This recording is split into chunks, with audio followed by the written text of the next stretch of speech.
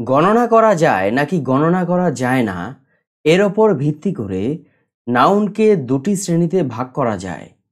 একটা হলো countable noun, আরেকটা হলো আনকাউন্টেবল নাউন। কাউন্টেবল নাউন কাকে বলে? কাউন্টেবল নাউন কাকে বলে? যেসব নাউন গণনা করা যায় সেগুলিকে কাউন্টেবল নাউন বলে। যেসব নাউনকে আমরা গণনা করতে পারি, যেসব নাউনকে গণনা করা যায় সেগুলিকে কাউন্টেবল নাউন বলে। যেমন ধরো কয়েকটা কাউন্টেবল নাউনের উদাহরণ নিচ্ছি, যেমন বয়, অ্যাপল, লায়ন, অরেঞ্জ, টাইগার, বুক, স্কুল।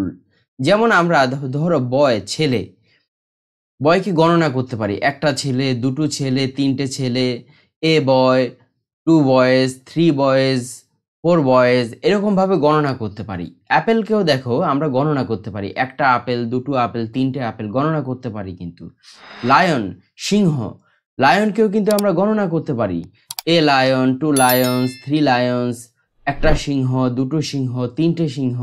তারপর ধরো অরেঞ্জ, অরেঞ্জ কমলা লেবু, অরেঞ্জকেও আমরা গণনা করতে পারি, একটা অরেঞ্জ, দুটো অরেঞ্জ, তিনটে অরেঞ্জ। তারপর টাইগার, বাঘ, টাইগারকেও আমরা গণনা করতে পারি, একটা, দুটো, তিনটে, চারটে, পাঁচটা, এরকম করে। বুক, বই, একটা বই, দুটো বই, তিনটে বই গুনতে পারি। তারপর হচ্ছে গিয়ে স্কুল, তাকেও গুনতে পারি, একটা স্কুল, দুটো স্কুল, তিনটে স্কুল, এরকম ভাবে। তাহলে যেসব নাউনকে গণনা করা যায় সেগুলিকে কাউন্টেবল নাউন বলে। তাহলে কি, যেসব নাউনকে গণনা করা যায় সেগুলিকে কাউন্টেবল নাউন বলে। যেমন ধরো কাউন্টেবল নাউনের এই দেখো কিছু সেন্টেন্সের মাধ্যমে উদাহরণ নিচ্ছি। যেমন he has a pen, he has a pen, pen এক মানে হলো কলম, পেন হলো একটা কাউন্টেবল নাউন। আমরা এখানে বলছি কি he has a pen, a pen, তার একটি কলম আছে। তাহলে দুটো কলম হলে আমরা কি বলতাম, যে হি হ্যাজ টু পেন্স, তার মানে তার দুটো কলম আছে। এইবার আই হ্যাভ ফোর পেন্সিলস, এখানে দেখো এই যে পেন্সিলটা আছে, PENCIL, এই পেন্সিল হলো একটা কাউন্টেবল নাউন, পেন্সিল হলো একটা কাউন্টেবল নাউন। পেন্সিলকে ধরো আমরা গণনা করতে পারি। যেমন আই হ্যাভ ফোর পেন্সিলস, আমার চারটে পেন্সিল আছে। তাহলে এখানে দেখো আমরা ফোর পেন্সিলস বলেছি, চারটে পেন্সিল আছে। তাহলে পেন্সিলকেও কিন্তু গণনা করা যায়, একটা পেন্সিল, দুটো পেন্সিল, তিনটে পেন্সিল, এরকম ভাবে। তারপর টু ফ্রেন্ডস আর কামিং, দুই বন্ধু আসছে, দুই বন্ধু আসছে। তাহলে এখানে যে এই যে ফ্রেন্ড আছে, ফ্রেন্ড কিন্তু কাউন্টেবল নাউন। তাহলে এই জন্য আমরা বলতে পারছি টু ফ্রেন্ডস, দুজন বন্ধু, আর কামিং আসছে। তাহলে কি হলো, তাহলে আমরা বুঝতে পেরেছি কাউন্টেবল নাউন কোনগুলো। যেসব নাউনকে আমরা গণনা করতে পারি সেগুলো হলো কাউন্টেবল নাউন। আনকাউন্টেবল নাউন কাকে বলে? যেসব নাউনকে গণনা করা যায় না, যেসব নাউন গণনা করা যায় না, কেবল ওজন বা পরিমাপ করা যায়, সেগুলোকে কি বলে? আনকাউন্টেবল নাউন বলে। তাহলে যেসব নাউন গণনা করা যায় না, কেবল ওজন বা পরিমাপ করা যায়, সেগুলিকে আনকাউন্টেবল নাউন বলে। তাহলে আমরা কি বুঝলাম, যে যেসব নাউন গণনা করা যায় সেগুলো কাউন্টেবল নাউন, আর যেগুলোকে গণনা করা যায় না সেগুলো হলো আনকাউন্টেবল নাউন। আনকাউন্টেবল নাউনের উদাহরণ, যেমন ধরো ওয়াটার, একটা uncountable noun. Milk, oil, rice, iron, এগুলো হচ্ছে আনকাউন্টেবল নাউন, এটসেট্রা, এগুলো হচ্ছে আনকাউন্টেবল নাউন। এবার ধরো ওয়াটার মানে হলো জল। আমরা কি জলকে গণনা করতে পারি, যে একটা জল, দুটো জল, তিনটে জল, এরকম ভাবে গণনা করতে পারি না? আমরা ওয়াটারকে গণনা করতে পারি না, পরিমাপ করতে পারি, যে 1 লিটার জল, 2 লিটার জল, 3 লিটার জল, 4 লিটার জল, এরকম। এবার হচ্ছে গিয়ে মিল্ক, দুধ, মিল্ককে গিয়ে আমরা কি গণনা করতে পারি? না, গণনা করতে পারি না। আমরা পরিমাপ করতে পারি, ওজন করতে পারি, পরিমাপ করতে পারি। ধরো 1 লিটার মিল্ক, 2 লিটার মিল্ক, এরকম। তারপর অয়েল, তেল, তেলকে কি গণনা করতে পারি? না, তেলকেও গণনা করতে পারি না। আমরা 1 লিটার অয়েল, 2 লিটার অয়েল, এরকমভাবে কি করতে পারি? আমরা পরিমাপ করতে পারি, ওজন করতে পারি। রাইস, রাইসের ক্ষেত্রে দেখো চাল, চালকে কি আমরা এরকম ভাবে গণনা করি? একটা চাল, দুটো চাল, তিনটে চাল, পাঁচ, চারটে চাল। আমরা কিভাবে করি, যে 1 কিলো চাল, 1 কেজি চাল, 1 কিলোগ্রাম চাল, 500 গ্রাম চাল, 100 গ্রাম চাল, এইরকম ভাবে আমরা পরিমাপ করি। এই হচ্ছে ব্যাপার। তাহলে চাল ও রাইস হলো একটা আনকাউন্টেবল নাউন। তারপর আয়রন, আয়রন লোহা, লোহাকে আমরা কিভাবে করি, আয়রনকে আমরা ধরো লোহার রড হয়, লোহার বিভিন্ন জিনিস হয়, সেগুলোকে আমরা কিভাবে করি, সেগুলোকে আমরা 1 কেজি আয়রন, 2 কেজি লোহা, 3 কেজি লোহা, এরকমভাবে আমরা কি করি, আমরা পরিমাপ করি। তাহলে কি হলো, তাহলে কি হচ্ছে, এইখানে আমরা কিছু আনকাউন্টেবল নাউনের উদাহরণ নিচ্ছি, যেমন water, milk, oil, rice, iron, এগুলো হচ্ছে আনকাউন্টেবল নাউন। এবার দেখো কাউন্টেবল নাউন, কাউন্টেবল নাউনের ক্ষেত্রে কি হয়, আমরা আর্টিকেল এ এন এগুলো ইউজ করতে পারি, দাও ইউজ করতে পারি, এ এন দি এগুলো ইউজ করতে পারি। দেখো যেমন এ বুক একটি বই, এ বুক একটি বই, অ্যান অ্যাপল একটা আপেল, এ ফ্রেন্ড একজন বন্ধু। তাহলে আমরা কি করতে পারি, কাউন্টেবল নাউনের ক্ষেত্রে এই যে আর্টিকেল এ এন আছে সেগুলো ইউজ করতে পারি, কিন্তু আনকাউন্টেবল নাউনের ক্ষেত্রে কিন্তু আমরা আর্টিকেল এ এন ইউজ করতে পারি না।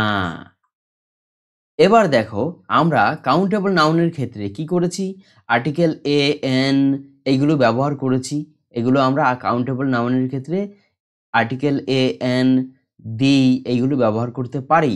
যেমন a book, an apple, a friend, a pen, এইগুলো দেখলাম। এবার আনকাউন্টেবল নাউনের ক্ষেত্রে দেখো আমরা তো আর আর্টিকেল এ এন এইগুলো ব্যবহার করতে পারি না, কিন্তু আমরা আর্টিকেল এই আনকাউন্টেবল নাউনের ক্ষেত্রে ব্যবহার করতে পারবো কিভাবে, সেটা দেখো। সেটা হলো গিয়ে এখানে দেখো যেমন মিল্ক আছে, দুধ, মিল্ক। এবার আমরা মিল্ক হচ্ছে আনকাউন্টেবল নাউন। এবার এই আনকাউন্টেবল নাউনের আগে আমরা এই যে গ্লাস আছে, গ্লাস হচ্ছে countable noun, countable noun use করেছি।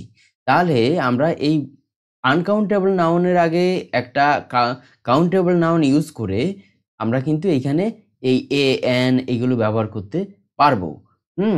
যেমন এ গ্লাস অফ মিল্ক, আমরা যখন বলি যে মিল্ক, মিল্ক দুধ, তখন কিন্তু আমরা সেটাকে এ লাগাতে পারি না, এ মিল্ক, টু মিল্ক এরকম ভাবে বলতে পারি না। কিন্তু আমরা যখন বললাম যে a glass of milk, 1 glass দুধ, তখন কিন্তু আমরা ওই গ্লাসটাকেই হিসেবে বলছি যে 1 গ্লাস দুধ, মানে গ্লাসের মধ্যে আমরা একটা গ্লাসকে দুধ দিয়ে ভর্তি করেছি এবং সেটাকেই পুরোটাকে বলা হচ্ছে যে এ গ্লাস অফ মিল্ক। আমরা যদি একটা কাপের মধ্যে পুরো দুধটাকে ভর্তি করতাম তাহলে কি বলতাম যে এ কাপ অফ মিল্ক। তাহলে এখানে একটা আনকাউন্টেবল নাউনের আগে আমরা কাউন্টেবল নাউন বসিয়ে এখানে কিন্তু এটাকে আমরা আর্টিকেল এ এন এগুলো ব্যবহার করতে পারছি, এ গ্লাস অফ মিল্ক। এই পরেরটাতেও দেখো যেমন ওয়াটার, ওয়াটার হচ্ছে একটা আনকাউন্টেবল নাউন, ওয়াটার হচ্ছে একটা আনকাউন্টেবল নাউন। ওয়াটারের আগে আমরা কি করেছি, গ্লাস কাউন্টেবল নাউন ব্যবহার করেছি, করে আমরা কি করেছি, এখানে এ গ্লাস অফ ওয়াটার বলেছি, 1 গ্লাস জল, 1 গ্লাস জল।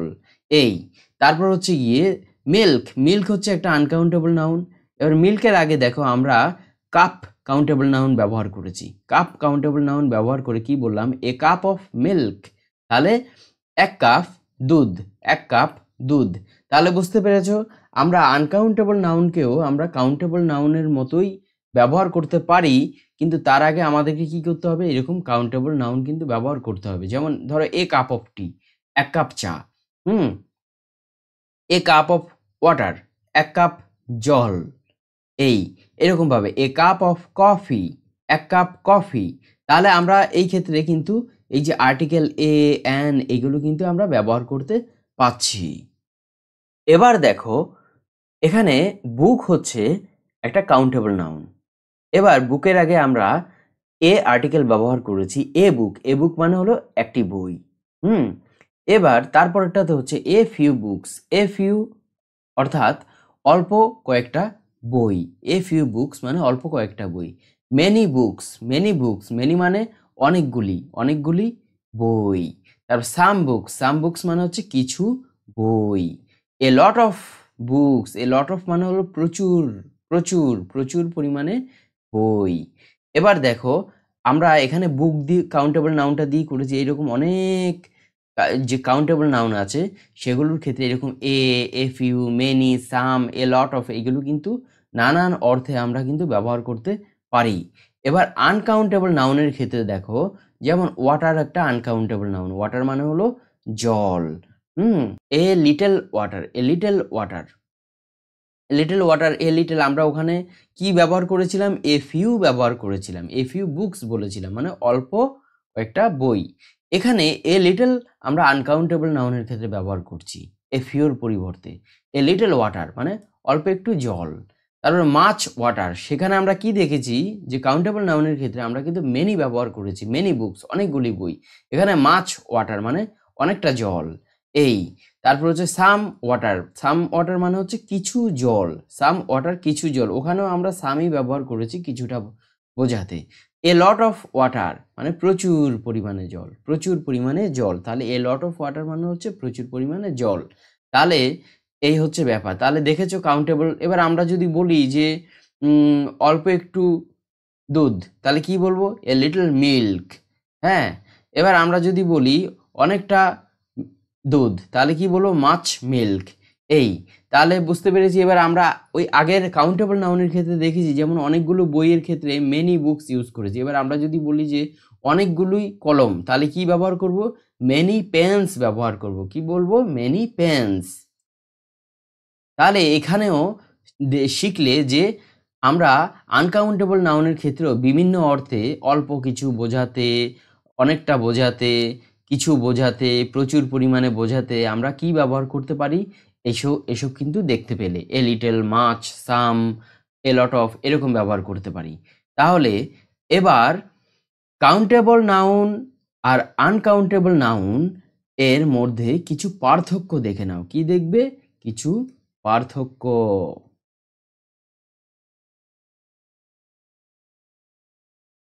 দেখো, কাউন্টেবল নাউন কিন্তু আমরা গণনা করতে পারি। কাউন্টেবল নাউনের ক্ষেত্রে কি হলো? আমরা গণনা করতে পারি। আর আনকাউন্টেবল নাউনের ক্ষেত্রে কিন্তু আমরা গণনা করতে পারি না। এই তাহলে কি হচ্ছে?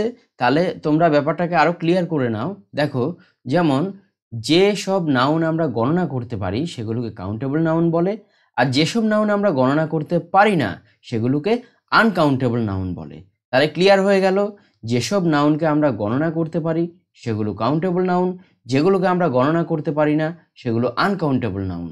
যেমন ধরো বুক একটা হলো কাউন্টেবল নাউন, বুককে আমরা গণনা করতে পারি। পেন একটা কাউন্টেবল নাউন, পেনকে আমরা গণনা করতে পারি। উল্টো দিকে আবার ওয়াটার হচ্ছে একটা আনকাউন্টেবল নাউন। তারপর হচ্ছে অয়েল আনকাউন্টেবল নাউন। কারণ কি? এইগুলোকে আমরা গণনা করতে পারি না। এই কেননা এই পুরো কাউন্টেবল নাউন, আনকাউন্টেবল নাউন, এই যে বিভাজনটা করা হয়েছে এটা কিন্তু গণনার ওপর ভিত্তি করেই করা হয়েছে। তারপর দেখো singular number, plural number. Countable নাউনের সিঙ্গুলার নাম্বার এবং প্লুরাল নাম্বার দুটোই কিন্তু আছে কাউন্টেবল নাউনের। দেখো, যেমন বুক একটা কাউন্টেবল নাউন। বুকের ক্ষেত্রে দেখো, বুক, বুকস, বুক, বুকস। দেখো এখানে বুক সিঙ্গুলার, বুকস প্লুরাল। তাহলে কাউন্টেবল নাউনের ক্ষেত্রে কি হলো? যেমন pen pens, pen pens, pen pens, pen singular আর হচ্ছে পেন্স হচ্ছে প্লুরাল নাম্বার।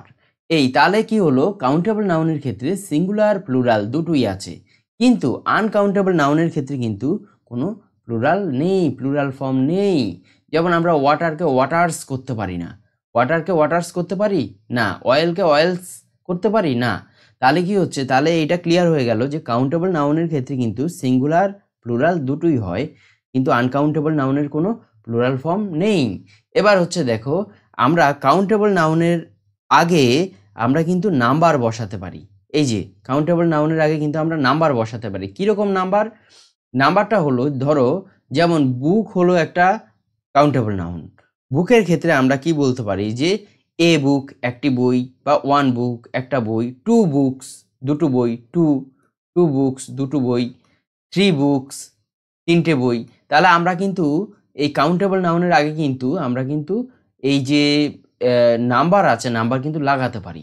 তারপর ফোর বুকস চারটে বই, তারপর থ্রি পেন্স তিনটে কলম, ফোর পেন্স চারটে কলম, এরকম কিন্তু কাউন্টেবল নাউনের আগে কিন্তু আমরা কিন্তু নাম্বার লাগাতে পারি, কিন্তু আনকাউন্টেবল নাউনের ক্ষেত্রে কিন্তু আমরা নাম্বার লাগাতে পারি না। যেমন ধরো টু ওয়াটার, এটা হয় না, থ্রি ওয়াটার হয় না। এই তাহলে এটাও ক্লিয়ার হয়ে গেল যে কাউন্টেবল নাউনের আগে আমরা নাম্বার বসাতে পারি, আনকাউন্টেবল নাউনের আগে আমরা নাম্বার বসাতে পারি না। এইবার আসি আর্টিকেল। আমরা কাউন্টেবল নাউনের পূর্বে আর্টিকেল এ, অ্যান এগুলো বসাতে পারি, দিয়েও বসাতে পারি।